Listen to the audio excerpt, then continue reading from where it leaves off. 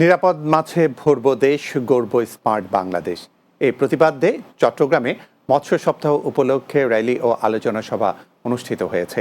দুপুরে সাতখানিয়া উপজেলা প্রশাসন ও উপজেলা মৎস্য দপ্তরের উদ্যোগে উপজেলা পরিষদ মিলনায়তনে এসব কর্মসূচি পালিত হয়।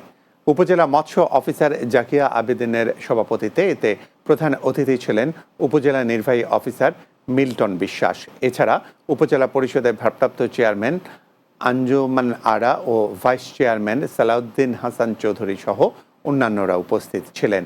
এই সময় উপজেলা পর্যায়ে মৎস্য খাতে বিশেষ অবদান রাখায় 4 জনকে সনদপত্র ও সম্মাননা স্মারক প্রদান করা হয়।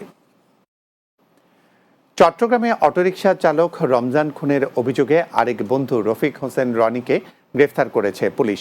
নগরীর কর্ণফুলী এলাকা থেকে গ্রেফতার করেছে চকবাজার থানা পুলিশ।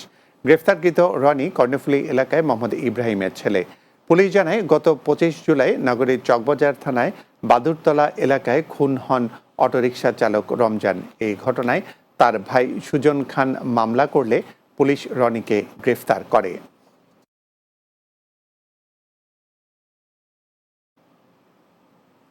রাতে বাংলা নিচ্ছে আরও একটি বিরতি, সঙ্গেই থাকুন।